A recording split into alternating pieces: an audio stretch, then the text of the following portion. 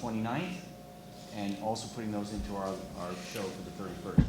This will be as close to live as possible, so you wake up, and at 10 a.m. you'll be able to watch the show that happened just a few hours before in Japan. Yeah, at this point, I think we just open it, have Mr. Sakakibara make some opening remarks. He's been with us a couple times. Actually, it's been throughout the year that he's been putting this together. So we're very excited for him. And Mr. Sakakibara, if you have some opening comments, we can move forward. Okay. Thank you very much. Now, we will make a lot of things whole new show. Anyway, 3 days ago, 4 more cards we already announced. Next week, almost all fight card we can announce, and we will decide which day this card we can announce 1 more week. So could you please wait? Anyway, we'll make a so huge production whole new this show. Could you please enjoy, and could you please watch on Spike TV? Thank you. Thank you. Also, Kimbo, any opening comments? Nah, man, I'm just ready for Japan. Ready to take care of business. Like I said before, I'm gonna say it again. Chemozilla is gonna come to Tokyo for a red shot. Gabby Garcia? Sorry, my bad English, but I didn't learn more. Say thank you for Mr. Sakakibara for inviting me for this show, for open new division for the girls. And now it's a challenge for me. I put myself, I changed my life for this show. I'm so excited for fighting Japan because my idols fight in Japan, and the Japanese fans respect the MMA. And I say thank you so much to Mr. Sakakibara, and I invited everybody for this show because believe the girls, believe the heavyweight division. Lady Tom? Well, first of all, I appreciate the opportunity to be a part of this event in Japan, you know, especially it being my pro debut in MMA. I only have one thing on my mind, and that's to dominate Gabby. Like, I could sit here and say everything she's saying, but at the end of the day, my only focus is to go to Japan and win. Like, when I leave here, I get back to Florida, I'm back in that gym, ATT, training my butt off, and continuing to just zone in. You know, she might have credentials and all of this, and I come from a pro wrestling background, but I'm also athletic. In a fight, in jiu-jitsu, you go for submission, but have you ever got hit? She's gonna feel this, I tell you that, she's gonna feel this New Year's Eve, but I have nothing to say. When I'm done with her, she's gonna bow down. Everyone in the wrestling world knows that about me. When I'm done with you, you're gonna bow down. And I am the Queen of Rings, and I'm not taking her lightly. I'm coming with everything I got. And, you know, I train with one of the best in the MMA world, King Mo, like a brother to me. Training with him makes me tough. Everyone at America's Top Team making me tough, making me mentally, physically, emotionally ready to fight her. And yeah, starting a division, heavyweight female, is going to be not only making history, but I hope it can open up doors for women all over the world to challenge themselves in a way if they want to step in the MMA world. So I do appreciate the opportunity and everyone's time. Great. We have a couple of minutes for some quick questions. Does anybody have any questions for any of the athletes or Mr. Sakakibara? Right here. My first question is What is the weight range for the lady competitors in the heavyweight division? What weight are they going to be competing at? Now I'm 93 kilos. No. So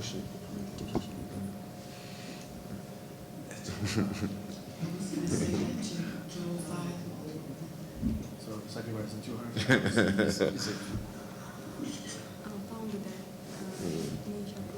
205. Okay? Scott, can you talk about the decision-making process on having King Mo be the Bellator representative to go over there? And did you have other fighters in mind, and kind of what was the thought process behind that? Yeah, I mean, we talked to all the guys internally, and we thought that King Mo would be an amazing representative for Bellator to enter the tournament, which is going to have 7 other incredible athletes from all over the world. King Mo has fought in Japan. Actually, that's where I initially saw him fight, was in another promotion in Japan about, 5 years ago? Or 5 or 6 years ago. It's been a while. But, you know, he's familiar there. He's, you know, he knows how to travel, fight internationally. And, you know, coming off that, you know, victory in our tournament, in the Bellator tournament, and he couldn't continue because of the injury, we thought that this would be a great way to make it up to him and send him to Tokyo to fight in the tournament. One more question? Does anybody else have anything? Quick question. You got Kid Yamamoto going against Masato in a kickboxing match. Oh, sorry. You have Kid Yamamoto going against Masato in a kickboxing match. I was wondering if Kid Yamamoto is freely fighting in Rizin from here on out, or is he still under contract with Zuffa? Because I'm really excited about that kickboxing bout. This maybe our production, our promotion not set up this card. Mr. Kid Yamamoto versus Masato by K1 rules, just only TV show for another TV station. So our show, no. Yeah, so it has nothing to do with Rizin or Mr. Yes, not part of the Rizin show. Any other questions? Last question for Lady Tapa. Lady Tapa, are you completely finished with your independent wrestling gigs, or are you still training, and are you training with ATT but still also taking wrestling bookings as well, or are you completely done with GFW and things of that nature? Right now, my focus is on this fight. So all my time and energy is with ATT. I'm not wrestling right now until I'm done, fighting. But I'm not done with wrestling either. But all my focus and energy is to fight Gabby. Great. Okay, so we're going to move into the next part of our press conference, which is the fighters that fought tonight. Again, if you guys have not seen Mr. Sakakibara's production, he was a creator of Pride. He was one of the best promoters in the world. At one time, he had the best fighters in the world. And this is going to be an amazing show. And that's why when he said he was going to come back, I said, we've got to get involved. I talked to John and Kevin and everybody at Spike. I said, this is going to be amazing. So tune in on New Year's Eve, 10 a.m. Eastern and Pacific for breakfast. And they're calling it Breakfast with Fedor. Thank you. Thank you. Guys, let's get a photo of all you.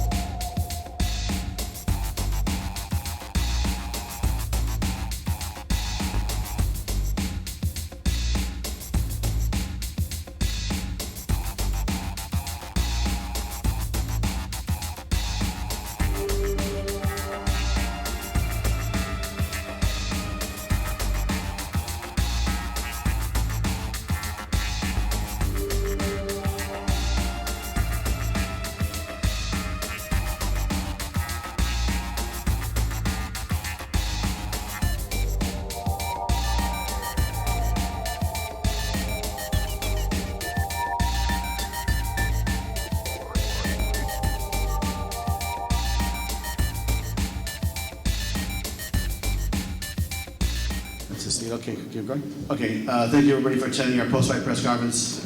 All I can say is wow. I mean, tonight's fight card was unbelievable. And when we put this fight card together, you know, we said we're going to have something for everybody. We're going to have a technical fight. We're going to have a slugfest. We're going to have two big guys going at it. And we're going to have, you know, two guys that are up and coming that really fought it out. And so from top to bottom, it's probably one of the most exciting fight cards I've ever been a part of. And the main event, wow, take my hat off, man, it was unbelievable. I mean, to me, whether it's boxing, K1, mixed martial arts, you know, Pride, it was one of the most exciting fights probably in the history of our sport. So I had a great time watching it as a fan, and I look forward to speaking to both of them to see what their thoughts are. But John, any words? I just want to say on behalf of Spike, we're so proud to be part of this event. Scott Coker's done it again. Incredible event. What we saw out there was, especially at the end, one of the best fights of the year for sure, and an incredible night of fights. So just proud to be a part of it, proud of the team that puts it together for you and brings it to you in all those homes, and it was everything we hoped for tonight. So thank you very much. Thank you. I'd also like to thank somebody in the room, a couple people actually, that helped us in the local promotion area here in St. Louis, and that's Jesse Finney and Rob Donaker. They're over here to my right. Thank you very much for giving us a hand. We really appreciate it, and we always love coming to St. Louis and working with you guys. So we look forward to bringing some more fight cards here. And getting back to the fight card, you know, this is, you know, the person I'm going to introduce next always finds a way to do it, man. And whether it's a stand-up fight or striking or ground, or, you know, today he had a whole nother set of challenges, and he pulled through, man, and he showed why he's a champion in this, Mr. Will Brooks. Why don't you open it up for some comments? Oh yeah, I just want to say thank you everybody for coming out, man. You know, Marcin Ho was an incredibly tough guy, brought a lot of different things that I wasn't expecting. I was expecting him to go for the leg locks and different things like that, but he was a lot slicker and a lot stronger than what I was expecting. And you know, I'm just happy that I was able to get out there and, you know, adjust my game plan and, you know, adapt on the go, and was able to come out of that fight kind of unscathed. But you know, I'm excited about the night overall. Great, and also we have a new champion tonight, and this is a fight that happened months ago, and really it was one of the first times I got to see, maybe the second time I got to see Straus fight in person, and I said, wow, this guy is super talented. He had a great fight with Pitbull last time, and some people said, well, why are you going to do it again? I said, because you know what? I think this guy could do it, and so let's test Pitbull one more time. And you know, we have a great 145-pound weight class, and we're growing. I got some guys up and coming that are amazing talent. But you know, tonight was Daniel Straus's night, and let's hear a few words from our new champ. First off, I want to thank you all for coming, man. It's been a long road, not just for me, but for my teammates, my coaches, family members. What can I say? I know I could do it. A lot of people didn't think I should have came in here for the third fight, but this is my division, and I'm only going to get better. So keep watching, and definitely hold this belt for a long ass time. Great, and another exciting performance by Michael Chandler, who had a great victory tonight. I think that Rickles is a tough kid, but Michael showed his physical ability and his dominance. And let's just hear a couple comments from Michael. Yeah, first of all, I just want to thank everybody who stood by me, everybody who came out. Obviously, being one of the hometown guys is amazing. The reception here at the Scott Trade Center was awesome. Thank you to my team, my wife, my family, everybody who has had my back. And yeah, it was exciting to go out there and compete at the Scott Trade Center here in St. Louis against a tough opponent. And I'm glad I got the win. I'm glad I got the finish. I'm excited to keep this train rolling into 2016 and win some more fights. Thank you, Michael. Also, our former champion put on a great fight tonight. Let's hear a couple comments from Pitbull.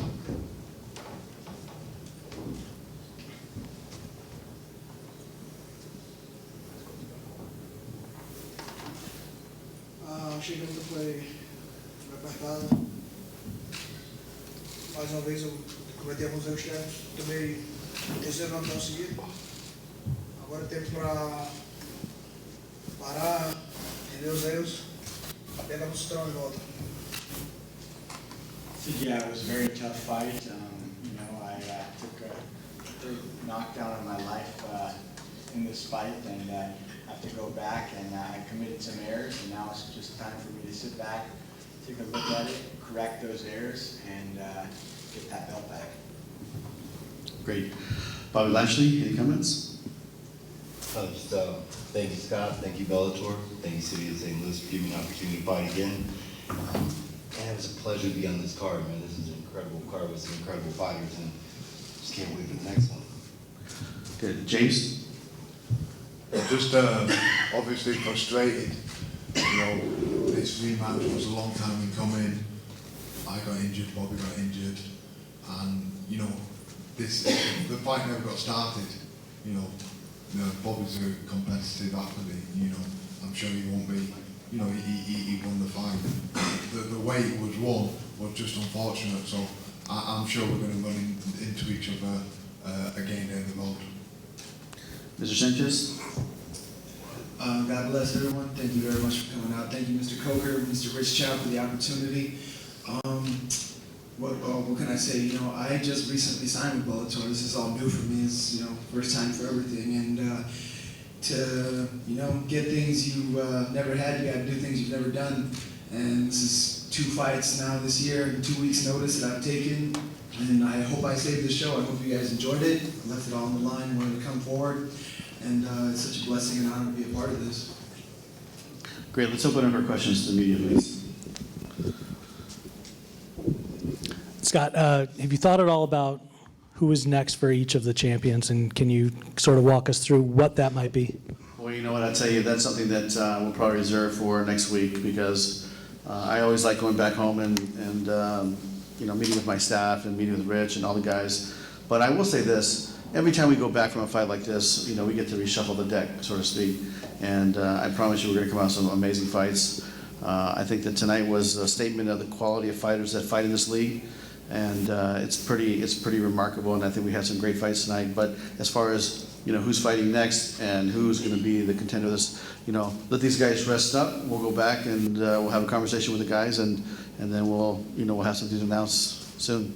The trilogy aspect of things is rare enough, but it seems like you very likely have like a quadrilogy on your hands down the road. Possible. I mean, you know, this is a fight that you could watch every month, right? I mean, not that we would do it every month, but you know, it's something that we'll definitely take a look at. But you know, these guys are banged up. Let them go rest a little bit, and then we'll come back and revisit it. Sure.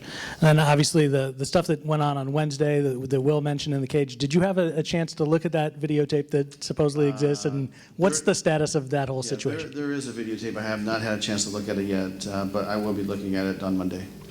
And then if I go to Will real quick, congrats on the win. Can you kind of give us the status of your health at this point? You mentioned something in the cage, but what's the detail?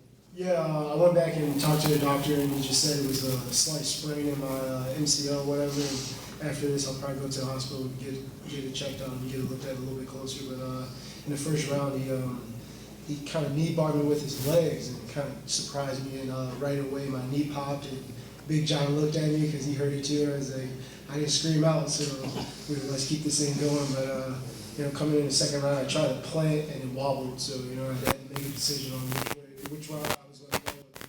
And I think I did the smart thing, just took it back to the ground and tried to keep as much weight off my knee as I could. So, but I'm healthy. I'm all right, man. I'll take a few weeks off and I'll be okay. And then same thing for Daniel. Obviously, you mentioned an injury in the cage. What more can you tell us about that?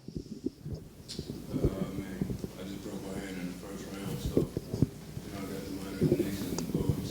My knee wasn't 100% coming into this fight.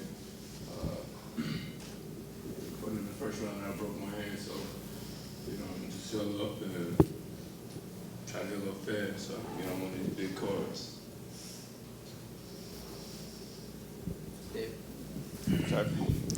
Yeah, my question is for Emmanuel Sanchez. Emmanuel, did you ever feel like the cards were possibly stacked against you, knowing that you were fighting a local hometown fighter? And then also, were you expecting the assault that Justin brought out at the beginning of the fight, and how were you able to deal with that and go through the cage and get your victory for tonight? Slightly, yeah, because obviously, you never know how judges score it. And that's how, me and my coaches say you can never leave it in the judges' hands. But I knew just by my aggression and just constantly attacking, if I would have just laid on my back or, coasted or just tried to jab my way to victory because I thought I was up, then yeah, I can see it going for him. In the first round, yeah, I felt like that he was obviously stronger and that was his round. But obviously I got the knockdown and I was, as they say, aggression, octagon control, effective striking and grappling. I felt like I was attacking and going forward the whole time. Question. Another one right here. This question is for Bobby Lashley. Bobby, now that this is behind you with the fight with James, my first question would be, how do you plan on celebrating this since this is all done? And secondly, I would ask, do you feel that after the streak that you're currently on, that you're one of the guys that's next in line to go after the title in your division? First of all, I'm gonna celebrate. It was my daughter's birthday, so it's a little victory for her. So take her on a little vacation. We got a little birthday party for her this weekend. I'm a dad, so that's the most important thing for me anyway. And after this one, yeah, I think so. I mean, I've put together 4 pretty impressive victories, so I think I'm one of the top guys and looking for what's up with the title shot or whoever's next in the division. I'm open.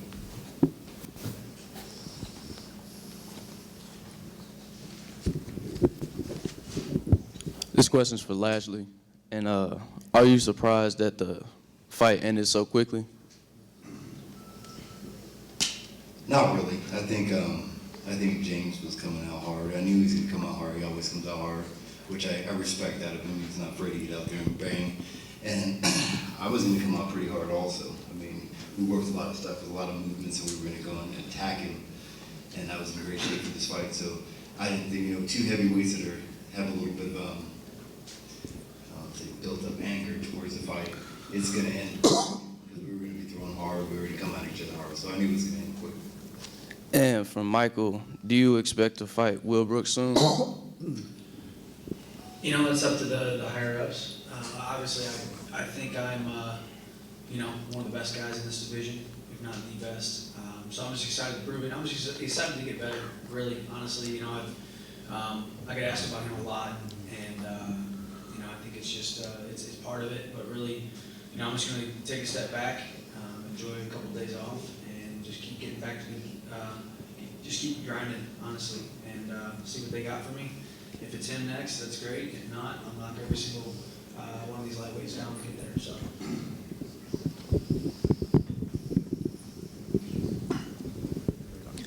First question is for Patricio. What was going through your mind when you took Daniels back in the 5th round?